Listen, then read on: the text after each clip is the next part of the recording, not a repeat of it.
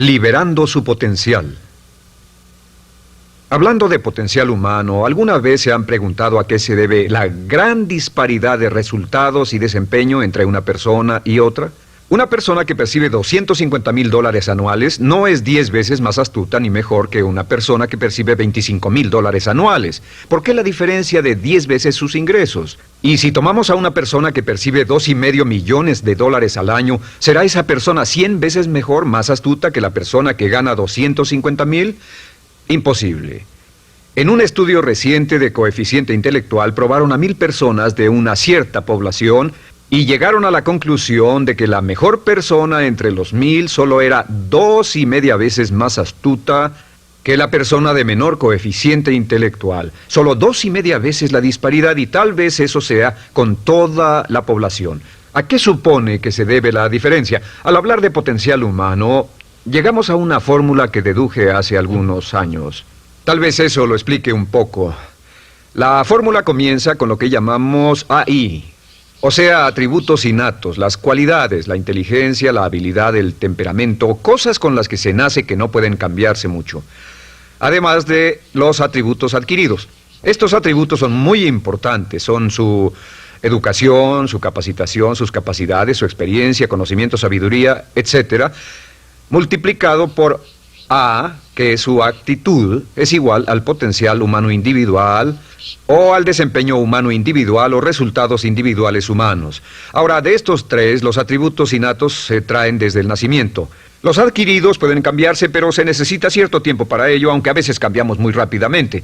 Cierta información valiosa puede cambiar dramáticamente su eficacia, pero las actitudes pueden aumentarse o disminuirse dramáticamente en segundos. Cada vez que mejoramos nuestra actitud, multiplicamos todas nuestras capacidades. Una actitud ha sido llamada acertadamente el lenguaje más importante del ser humano, la palabra más importante del idioma en el humano. Todo lo que hacemos en la vida, según un estudio en Harvard entre estudiantes ejecutivos, será en un 85% de actitudes. Un 85% de su éxito estará determinado por su actitud. Eso significa que está determinado por cuán positivo o cuánta actitud mental positiva se tenga. Las personas con actitudes mentales positivas tienden a avanzar más rápidamente, se mueven hacia la cima en organizaciones valiosas, ganan más dinero, sacan más satisfacción de la vida. Una actitud mental positiva no significa que baile por las calles y arroje flores. Solo significa que tome una actitud constructiva en general o se aproxime hacia su trabajo, su vida, sus problemas, relaciones, etc. Según el informe Cox de las empresas americanas, según la revista Success, un 85% o más de todo lo que se logra se debe a la actitud. Y la pregunta es, ¿de dónde vienen las actitudes? Las actitudes vienen de las expectativas. Muy simple, ya hablamos de eso. Y una forma muy poderosa de mejorar su actitud instantáneamente es decir, aunque no lo crea, pienso que algo maravilloso va a ocurrirme hoy. Como dijimos antes, nuestras expectativas sobre los desenlaces determinan nuestra actitud. Si espera que las cosas salgan bien, tendrá una actitud positiva. Si espera que salgan mal, tendrá una actitud negativa. Y lo maravilloso es que podemos fabricar nuestras expectativas. Podemos esperar lo que deseamos. Podemos esperar cosas buenas, cosas malas, y no nos decepcionaremos. ¿De dónde surgen nuestras expectativas?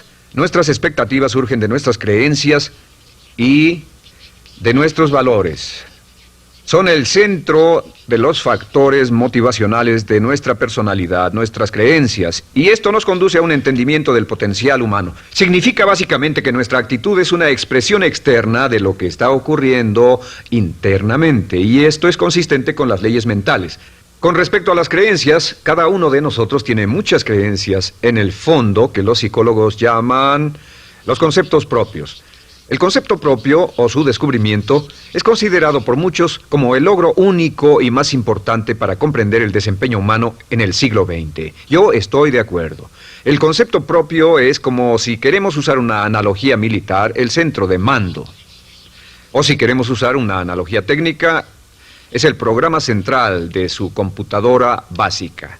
Es un grupo de creencias, valores, actitudes, sentimientos, ideas, etcétera, almacenadas en el fondo de nosotros y son el resultado de casi todas las experiencias que hemos tenido en la vida.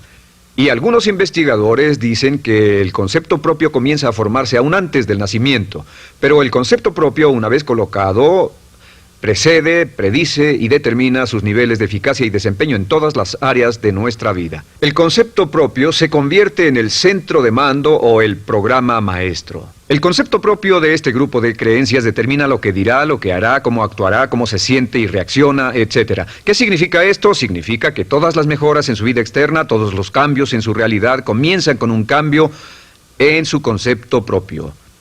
Les voy a explicar lo que significa. Esta es una gráfica muy simple. Hablamos de potencial humano y decimos que la persona promedio usa un 10% o menos de su potencial.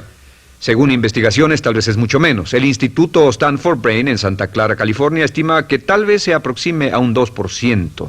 Seremos generosos y diremos que la persona promedio usa un 10%. Significa que en los mejores casos, la mayoría, como usted o yo, no usamos un 90% de nuestro potencial. Uno de los mejores filósofos, Oliver Wendell Holmes, dice que la tragedia de la persona promedio es que llegan a la tumba con su música aún por dentro. Aún están funcionando con mucho menos de su potencial total. Y esto es el potencial humano. Sabemos que existe una relación directa entre el potencial humano y el concepto propio. Pero como nuestros conceptos propios o nuestras estimaciones de nosotros mismos generalmente son mucho menores de lo que debieran ser, nuestro nivel de desempeño y eficacia también es menor. Sabemos que nuestro concepto propio es altamente subjetivo. ¿Qué significa esto? Significa que el concepto propio, lo que pensamos que es cierto sobre nosotros mismos, no está basado en la realidad, está basado en información que hemos tomado y aceptado como cierto, hasta el grado en que creemos lo que sea de nosotros mismos y se vuelve cierto para nosotros porque actuamos de una forma consistente con ello. Algunas personas que leen sus horóscopos y creen en horóscopos predicen su futuro. Hay algunas personas que toman la crítica y las opiniones de otros a quienes ni siquiera respetan y hacen suyas esas ideas, dando un resultado muy negativo. Lo que piense, lo que acepte como cierto, se vuelve cierto para usted. También sabemos que como adultos tenemos una variedad de conceptos propios. Tenemos un concepto propio de cómo vestirnos, cuánto pesamos, lo que comemos, lo bien que podemos hablar en público, qué tipo de padres somos, qué tipo de hijos somos con nuestros padres, qué tipo de esposo o esposa somos, qué tipo de amante, de conductor. Lo interesante de manejar es que todos los hombres tienen un concepto muy positivo con respecto a esto. Las mujeres no entienden esto, pero los hombres nacen con un genio inherente para manejar. Todos los hombres son choferes excelentes. Si no lo creen, todo lo que tienen que hacer las mujeres que están viendo esto es pensar en la última vez que trataron de corregir la forma de conducir de un hombre y recordarán que no obtuvieron buenas respuestas. ¿Cómo respondemos ante alguien que desafía nuestro concepto propio, sugiriendo que no somos las personas que pensamos ser? Estamos a la defensiva, nos enfadamos, nos irritamos, es difícil que nos traten. Tenemos un concepto propio de lo creativos que somos, lo inteligentes, lo rápido que leemos, lo bueno que somos en los deportes, y si practicamos una gran variedad de ellos, tenemos un concepto propio para cada uno de ellos. Tenemos un concepto propio de lo bien que cocinamos, de lo bien que educamos a nuestros hijos, de lo bien que limpiamos nuestra casa, los autos que manejamos, etc. Y también de lo que valemos por lo que ganamos. Es muy interesante saber que nunca ganamos más del 10% de nuestro concepto propio en ingresos. Nuestro concepto propio determina nuestro nivel de ingresos. Este nivel de concepto propio se llama zona de confort. Y aunque querramos más dinero, veremos que la tendencia humana natural de todas las actitudes es luchar por lograr entrar a la zona de confort y luego quedarnos ahí. Si ganamos un 10% por encima de nuestro concepto propio de ingresos, tendremos una necesidad imperante de deshacernos de ese dinero. Lo donaremos, lo gastaremos en forma extravagante y hasta lo perderemos si recibimos demasiado. Las personas que ganan la lotería siempre están quebradas a los 2 o 3 años. Queman el dinero porque ese dinero está más allá de su concepto propio. Si gana 10% o menos de su nivel de concepto propio, se descubrirá luchando, trabajará más duro, más tiempo, pensará en forma más creativa, buscará diferentes formas para aumentar sus ingresos o sus segundos ingresos.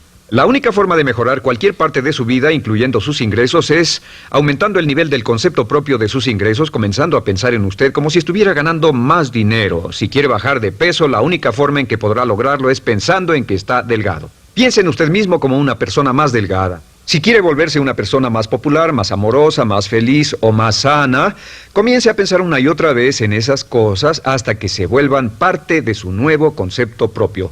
Hablaremos de eso más adelante. Es una parte esencial de la programación de su mente hacia el éxito. Su concepto propio global está determinado por el promedio de sus conceptos propios en las áreas que considere importantes. Ahora, su concepto propio está formado de 3 partes críticas. La primera parte del concepto propio es el ideal propio. El ideal propio es la persona que más desearía ser, es su idea de lo que constituye un ganador, es su visión ideal de lo mejor que puede ser usted. Nada más, una de las cosas que sabemos de las personas con éxito es que las personas con éxito tienen ideales propios muy claros, ideales claros de quién quieren ser en el futuro. Las que no tienen éxito tienen ideales muy vagos. El número 2 es la autoimagen. La autoimagen es como un retrato de cómo se ve a sí mismo y lo que piensa de sí mismo. La autoimagen es el espejo interno, es como se percibe a sí mismo ahora en su desempeño actual, en forma cotidiana. La tercera parte es su autoestima. Su autoestima es cómo se siente consigo mismo. Cómo se siente consigo mismo es la fuerza motriz, el motor, la fuerza poderosa dentro de su subconsciente. Es la fuerza de energía dentro de su concepto propio y determina casi todo lo que le pasa. La mejor definición de autoestima es cuánto se agrada a sí mismo. Cuánto se agrada a sí mismo como esposo, cuánto se agrada a sí mismo como empleado, cuánto se agrada a sí mismo como jefe, como inversionista, como orador profesional, como atleta, etcétera. Según se agrade a sí mismo, su nivel de autoestima, su sentimiento emocional global respecto a cualquier área de su vida, determina su desempeño y su eficacia en dicha área. Lo sorprendente es que se convierte en lo que piensa, su concepto propio es maleable, su autoestima puede formarse repitiendo una y otra vez, me agrada mi persona, me agrada mi persona, me agrada mi persona.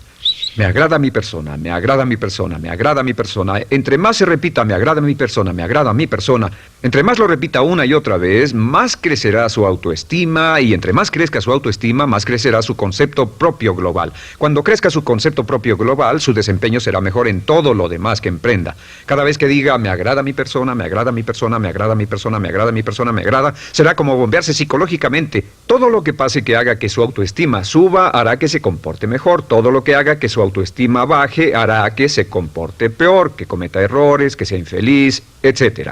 Un punto crítico de agradarse a sí mismo, sobre autoestima y agradarse a sí mismo, es que, número 1, nunca puede querer a nadie más de lo que se quiere a sí mismo.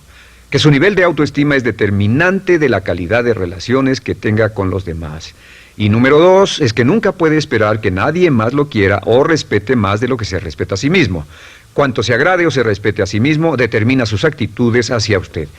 Todas las escuelas de psicología actualmente están de acuerdo en el hecho de que depende de lo que usted realmente se quiera y se respete a sí mismo como un ser humano valioso e importante, tiene efecto sobre todo lo que le pase. Cuánto se agrade a sí mismo, y lo que puede hacer es mejorar su autoestima diciendo me agrada mi persona, me agrada mi persona, me agrada mi persona, me agrada mi persona. Y esto nos lleva a la pregunta, ¿de dónde viene el concepto de autoestima? Y descubrimos que el concepto propio es maleable, puesto que no nace con este concepto propio, no nace con ninguna idea sobre sí mismo, no nace con autoimagen ni autoestima. Nace, en cierto modo, como potencial propio. Es la mejor forma de plantearlo. La persona promedio llega al mundo como potencial puro. Y no tiene el concepto propio de que todo lo que es ahora, todo sentimiento que tiene, toda actitud o valor, tuvo que aprenderlo en el transcurso de su vida. También sabemos que el niño llega al mundo con una necesidad imperante de amor y contacto. Y como una gran cantidad de investigaciones lo indican, necesitamos mucho amor y contacto durante toda nuestra vida, pero en especial durante nuestros años de formación, porque de niños aprendemos quiénes somos, cuánto valemos, si somos importantes, inteligentes, amorosos, chistosos. Todo esto lo aprendemos por la forma en que nuestros padres nos tratan. Si nuestros padres, nuestros parientes, tíos o tías, en especial nuestros padres, nos tratan como si fuéramos realmente importantes, crecemos pensando que somos realmente importantes, pero si nuestros padres no lo hacen, pasa algo más. Sabemos que los primeros años de vida son los más importantes para el desarrollo del concepto propio, que un niño comienza a partir de cero. El niño nace sin saber quién es él o ella. Son sumamente valiosos el primero, segundo, tercero, cuarto y quinto años de vida. Algunos psicólogos pensaban que eran los 5 primeros años, pero ahora dicen que son los 3 primeros años. En sus 3 primeros años de vida el niño aprende quién es y dicen que si se les da suficiente cantidad y buena calidad de amor en los 3 a 5 primeros años, los prepara usted de por vida. Los coloca en una base sólida de autoestima y confianza en sí mismos, valor e importancia realmente. Existe una relación directa entre la calidad y la cantidad de amor y el desarrollo de una personalidad sana. Entre más amor, amor incondicional, reciba un niño en sus años formativos, más fuerte será la base de su personalidad.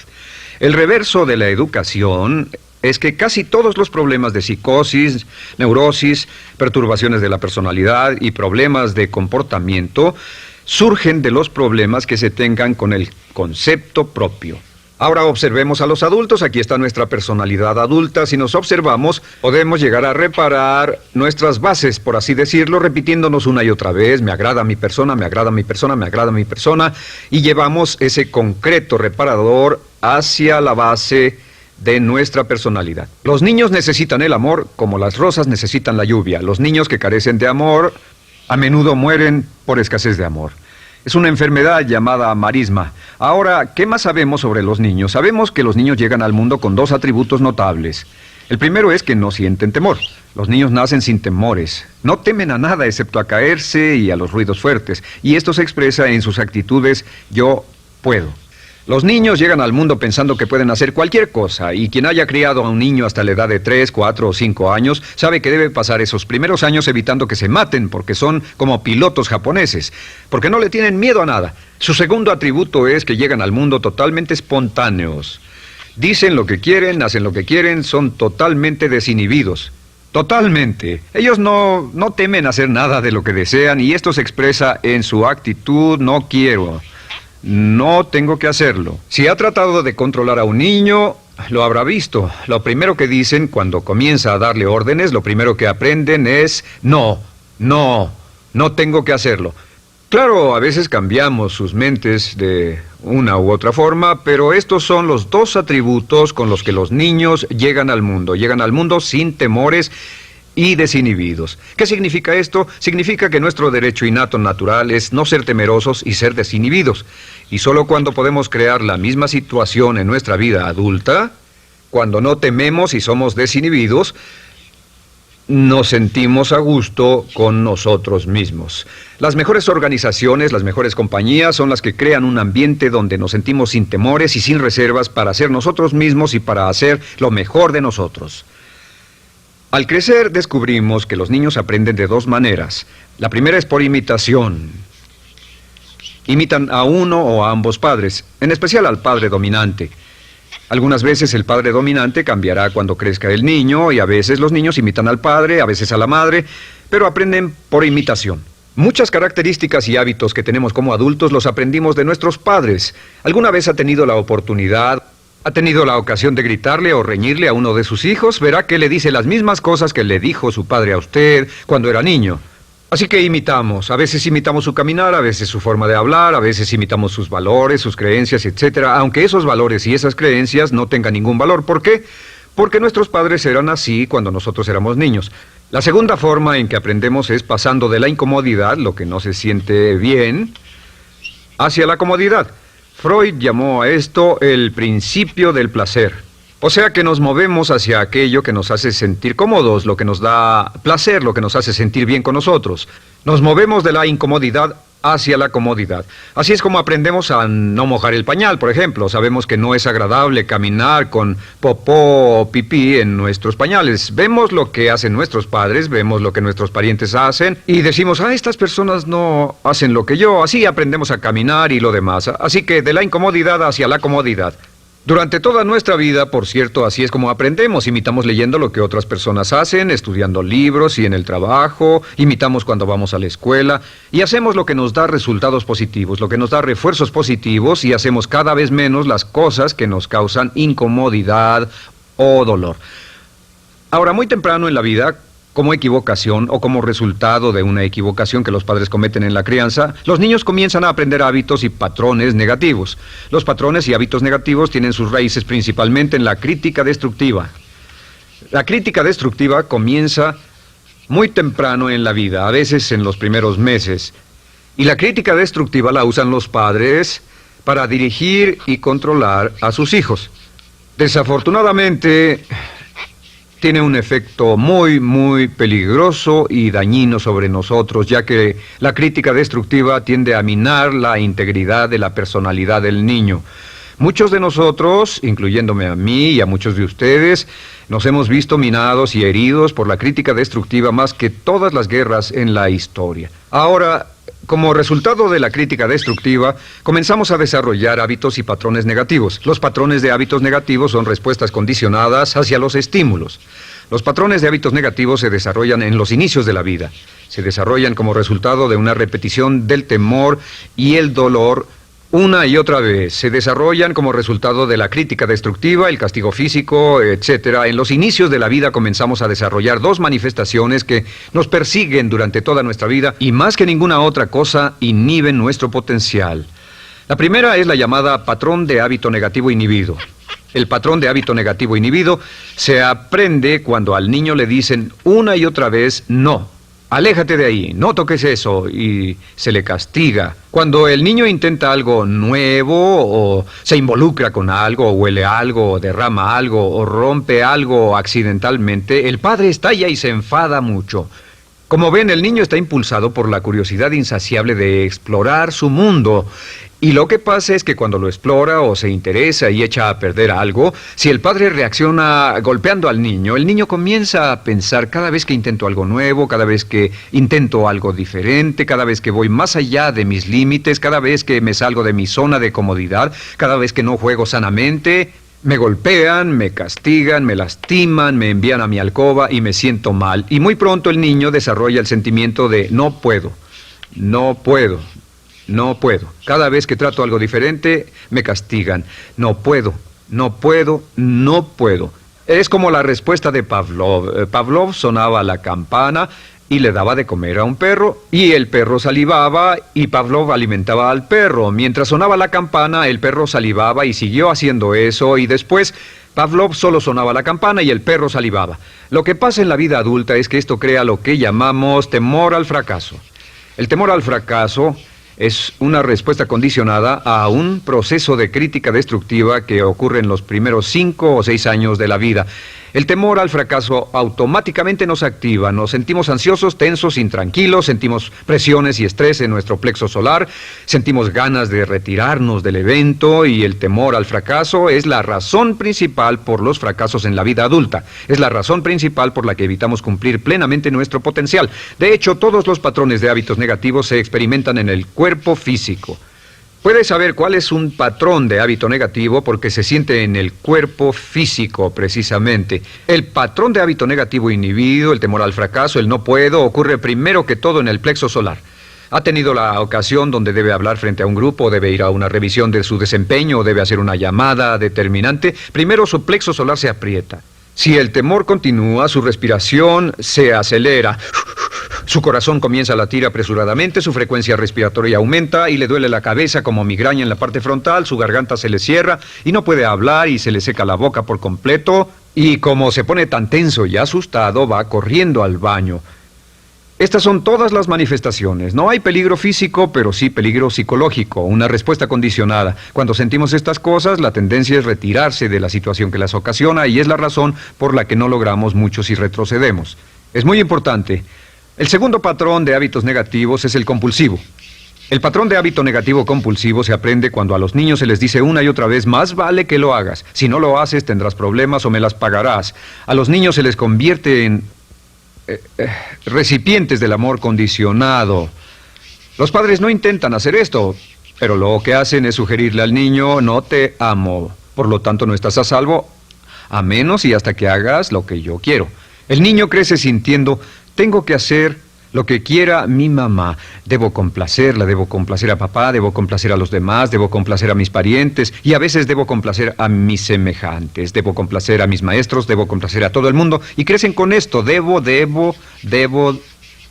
No puedo hacer lo que quiero hacer, debo hacer lo que complace a las demás personas. Este patrón de hábito negativo muy temprano en la vida se traduce en el temor al rechazo.